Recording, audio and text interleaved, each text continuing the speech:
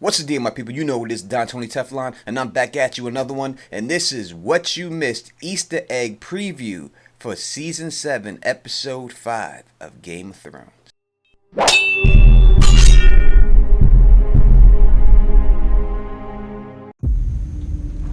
I'm not here to murder. Bend the knee and join me. Or refuse and die.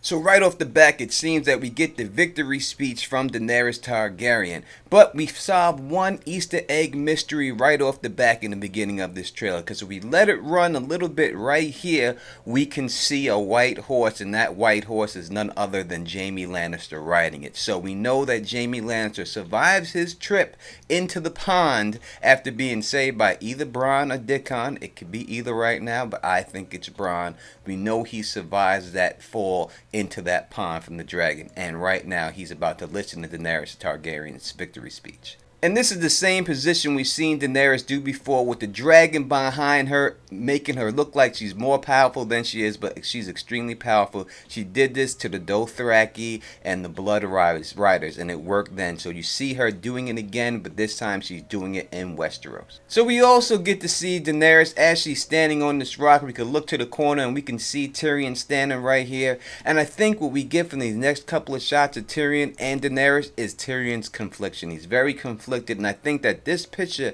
is him seeing Jaime Lannister for the first time after all this time. And I think he's just really conflicted of what to do. I think he feels really bad that half of his men, as we can see, were set on fire. We can see the ashes all over these soldiers. And I think he's really having a hard time dealing with this. And we can see this easily in the next shot when she says, or die, when she's telling these people, you're either going to join me or die. You see Tyrion start to turn towards her, and I think that's what he's dealing with right now. That Daenerys seems that she's got her level head, but she's kind of acting like the Mad King a little bit, it seems like, at this particular time.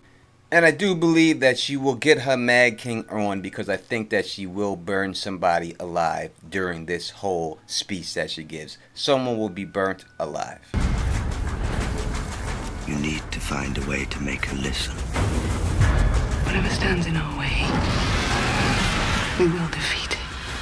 So we see a picture of the field of fire and how devastating it is to deal with Daenerys. We see the burnt up horses. We see the man by the horse right there, and he is just turned to ashes, and just the ashes all over the battlefield. After this, we see a quick shot of them when they're back on Dragonstone, Tyrion talking to Varys. And Varys says something very interesting right here. You need to find a way to make her listen. With that one line, just about guarantees it for me that Daenerys Targaryen will burn somebody. And that is why he's telling her she has to listen, because she's just getting too power hungry. And most likely the people with her do not want them burnt, but yet she goes and burns them anyway. And that's why Varys is saying this to Tyrion. We see them all return back to Dragonstone, and Jon Snow is right there waiting for him. And we see Jon Snow looking up at the dragon, and Daenerys then is going to bring the dragon and land right in front of Jon Snow and try to intimidate him. I think she's going to be on a power high because of what just happened over there, and that's why she's going to do this to him. But what I really think is going to happen is that the dragon's going to sniff Jon Snow and then show some type of liking towards Jon Snow. And this is going to be a hint that Rhaegar is Jon Snow's father, and I think that's what we're going to see in this scene. We hear Cersei Lannister giving a confident speech, a boost of confidence. I think it's when Jaime returns to her that she's giving it to him, and then they try to make you think that she's giving it to Qyburn, but we can see that these are two different scenes. We see her in one shot on the chair, and we see her in this other shot when there's no back on the chair where she's sitting, and the whole background is different. So it's two different shots. They're just trying to pull a fast one on you right here. The bait and switch. Bran saw the Night King and his army marching towards Eastwatch. Bad things are coming.